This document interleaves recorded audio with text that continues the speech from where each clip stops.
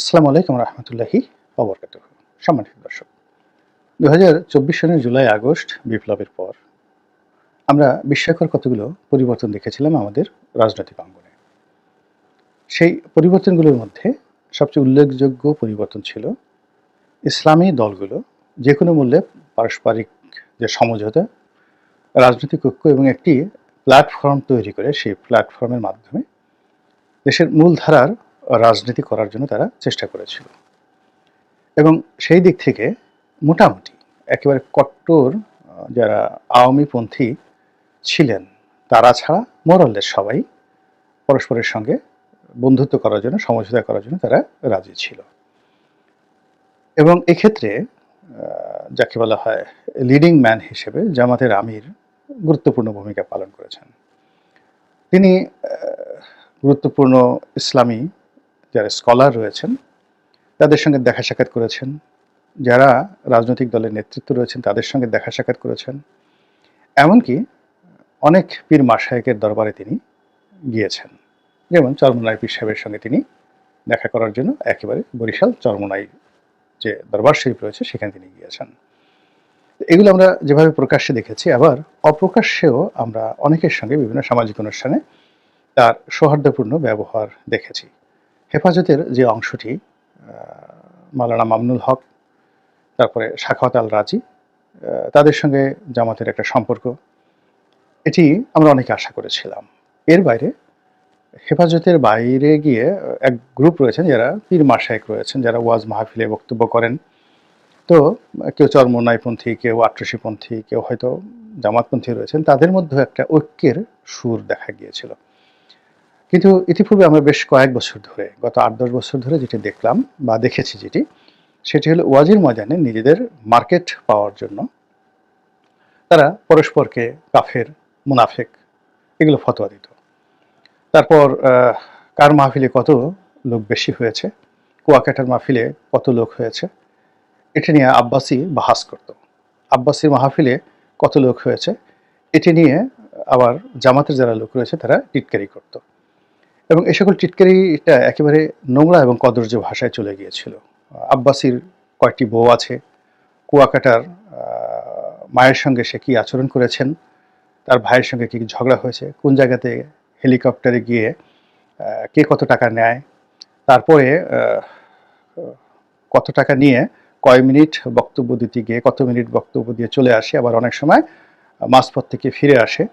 এ সকল বিষয় নিয়ে যারা ওয়াজের ময়দানের যে বক্তা, সেই সকল বক্তারা পরস্পর রেষারেষি করতেন, গালাগাল দিতেন এবং একে অপরের ১৪ গোষ্ঠীর যত খবর রয়েছে এই খবরগুলো বলে দেওয়ার কারণে কি হলো, সাধারণ মানুষের মধ্যে এদের সম্পর্কে একটা খুবই নেতিবাচক ধারণা তৈরি হয়ে গেছে।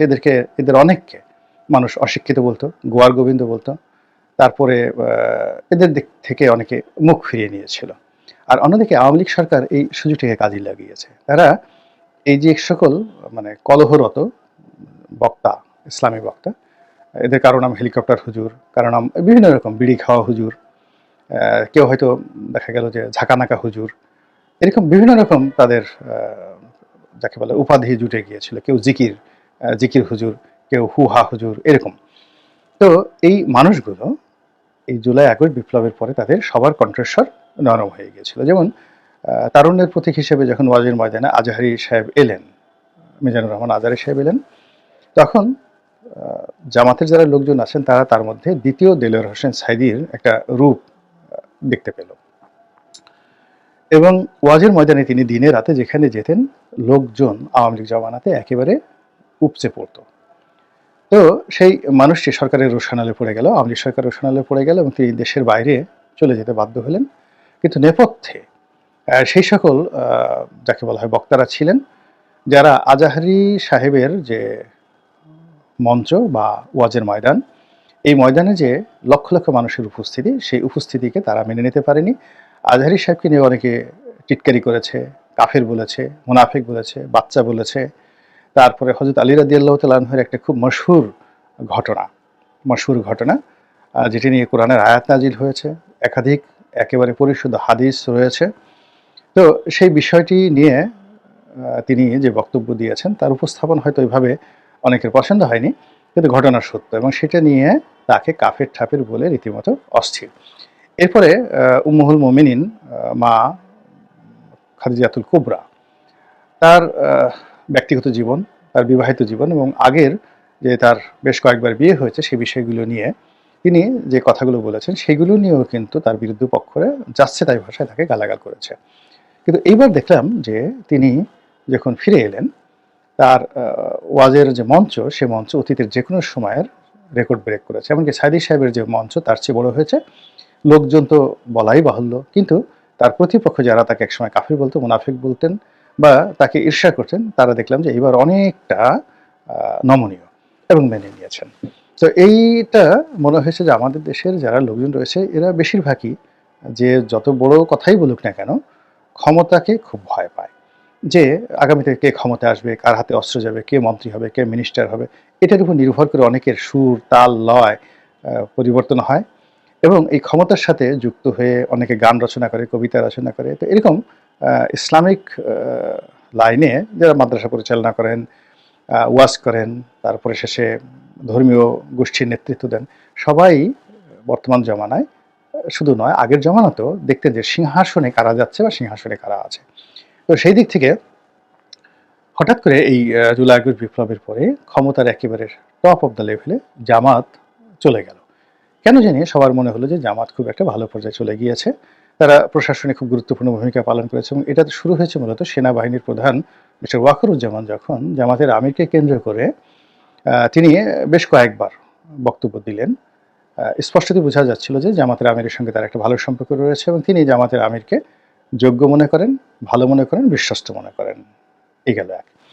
২ নম্বর হলো যে জামাতের যেহেতু একটা গ্রাউন্ড ওয়ার্ক রয়েছে এবং তাদের সমর্থনপুষ্ট অনেক লোকজন রয়েছে, তাদেরকে খুব দ্রুত সচিবালয় থেকে শুরু করে অন্যান্য বিভিন্ন সরকারি যে গুরুত্বপূর্ণ পদ-পদবি রয়েছে সেখানে তারা তাদেরকে বসিয়ে দিলেন। এবং খুব দ্রুত তাদের যে ব্যাংকগুলো ছিল, যেগুলোর মালিকানা তাদের হাতে ছিল ইসলামী ব্যাংকগুলো, যেগুলো এসে আলম দখল করে নিয়েছিল, সেগুলোকে তারা একেবারে যাকে বলা হয় ঝড়ের গতিতে সেগুলো উদ্ধার করলেন তারা। তো এই সব মিলিয়ে জামাতের যে আমির এবং যেমন সংগঠনটি এখানে একটি প্রাণ ফিরে এলো।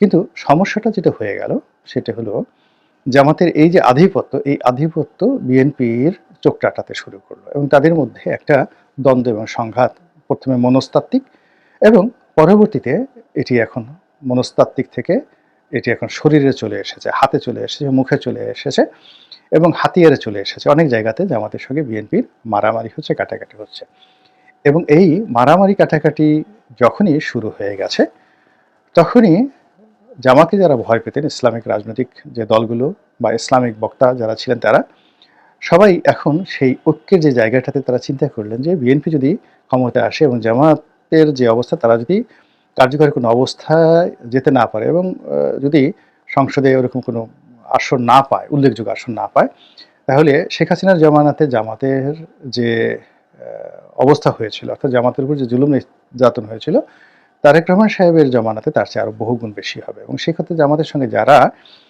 সম্পর্ক করবে বা বন্ধুত্ব করবে থাকবে তারাও এর থেকে রেহাই পাবে না।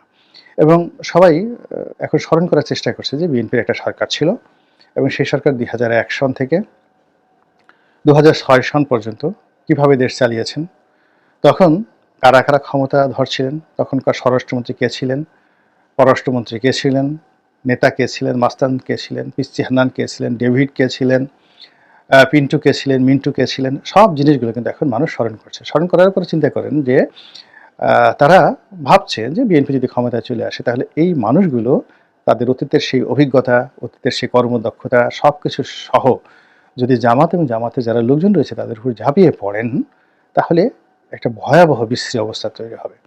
ফলে কি হলো যে এই অল্প কয়েকদিনের মধ্যে আবার দেখা গেল ১৮০ ডিগ্রি অ্যাঙ্গেলে গিয়ে দেশের মূল যে ইসলামিক যারা বক্তা রয়েছেন, ওয়াজের বক্তা রয়েছেন, তারপরে যারা ইসলামিক দলগুলো করেন তারা সবাই এখন জামাত বিরোধী বক্তব্য দেওয়া শুরু করেছেন আকার ইঙ্গিতে এবং অনেকে নাম করে স্পষ্টতই। এবং এরকম একটা ভিডিও ফুটেজ দেখলাম যে চরমোনাই পীর সাহেব মানে ছোট পীর সাহেব, বড় ভাই এবং ছোট ভাই। তো ছোট ভাই খুব ঝাঁঝালো কথা বলেন, বড় ভাই তুলনামূলকভাবে মাইল্ড এবং যাকে বলা হয় তিনি অতটা যাকে মানে উগ্র নন। কিন্তু ছোট ভাই তিনি যিনি রয়েছেন ফয়জুল করিম সাহেব তিনি খুব যাকে বলা হয় জেহাদি ভাষায় কথা বলেন, স্পষ্ট ভাষায় কথা বলেন এবং আওয়ামী লীগ জমানাতে তার ঠোঁট ফাটিয়ে দেওয়া হয়েছিল। সিটি কর্পোরেশন নির্বাচনে তিনি দাঁড়িয়েছেন বরিশালে এবং ওই সময় তিনি আওয়ামী লীগকে অভিশাপ দিয়েছিলেন এবং সেই অভিশাপ অক্ষরে অক্ষরে বাস্তবায়িত হয়েছে। এরপর থেকে তার যারা ভক্ত মুরিদান তারা মনে করেন যে তার কতগুলো অলৌকিক ক্ষমতা রয়েছে। তো সেই মানুষটি জামাত সম্পর্কে খুবই নেতিবাচক কথা বলেছেন, যেগুলো আমি শিরোনামে কিছু, কিছু উল্লেখ করার চেষ্টা করেছি। এর বাইরে অনেকে অনেক কথা বলেছে এবং এই ঘটনা শুধু এখানেই থেমে থাকেনি। ইতিমধ্যে আপনি দেখবেন যে বিএনপির লোকজনও প্রকাশ্যে অনেক কথা বলছেন। মোনাফেক তো তারা বলছেনই এবং জামাতের যে উত্তরপাড়াতে অর্থাৎ ক্যান্টনমেন্টে যে অবস্থা ছিল এই সকল ঘটনার কারণে সেই অবস্থা নিয়েও কিন্তু টানাটানি হচ্ছে। এমনকি দেশের বাইরে যারা চোখ বুজে জামাতকে সমর্থন দিতেন, বিভিন্ন সামাজিক মাধ্যমে যারা মানে কথাবার্তা বলেন, অনেক ইউটিউবার আছেন, ফেসবুকার আছেন, তারা জামাতের পক্ষে রীতিমতো চোখ বুজে বহুদিন ধরে কথাবার্তা বলছেন। তারাও ইদানিং কিন্তু জামাত নিয়ে ওইভাবে কথাবার্তা বলছে না। তাহলে অবস্থা দৃষ্টি মনে হচ্ছে যে বাংলাদেশের রাজনীতিতে একটা নতুন মেরুকরণ হচ্ছে এবং সেই নতুন মেরুকরণের মধ্যেই আজকে আমি যে ভিডিওটা করছি, এরপরে যেটা শোনা যাচ্ছে যে আইনশৃঙ্খলার অবস্থা খুব খারাপ। সেনাপ্রধান একটা বক্তব্য দিয়েছেন খুবই সুদূরপ্রসারী। এদিকে এই বিপদ-আপদ টের পেয়ে বিএনপিও তার যে বক্তব্য সেটা প্রত্যাহার করে বন্ধুত্বের আহ্বান জানাতে চাচ্ছে। ছাত্রদের যে সমন্বয়কদের যে রাজনৈতিক দল সেটি গঠিত হচ্ছে এবং সেখানে বিএনপির অনেক যাকে বলা হয় বন্ধু-বান্ধব, বিএনপি থেকে বঞ্চিত যারা লোকজন রয়েছেন, অনেক লোক এই ছাত্রদের সঙ্গে যোগদান করছেন বা করার সিদ্ধান্ত নিয়েছেন। তো সব মিলিয়ে মনে হচ্ছে যে পুরো রাজনীতিটি এতটা জটিল হয়ে পড়েছে, যেই জটিলতার দুর্ভোগ দুর্দশা না পোহানো পর্যন্ত সম্ভবত সেই জটিলতা থেকে বের হওয়া যাবে না। আল্লাহ আমাদের সবাইকে হেদায়েত দান করুন এবং হেফাজত করুন। আসসালামু আলাইকুম ওয়া রাহমাতুল্লাহি ওয়া বারাকাতুহু।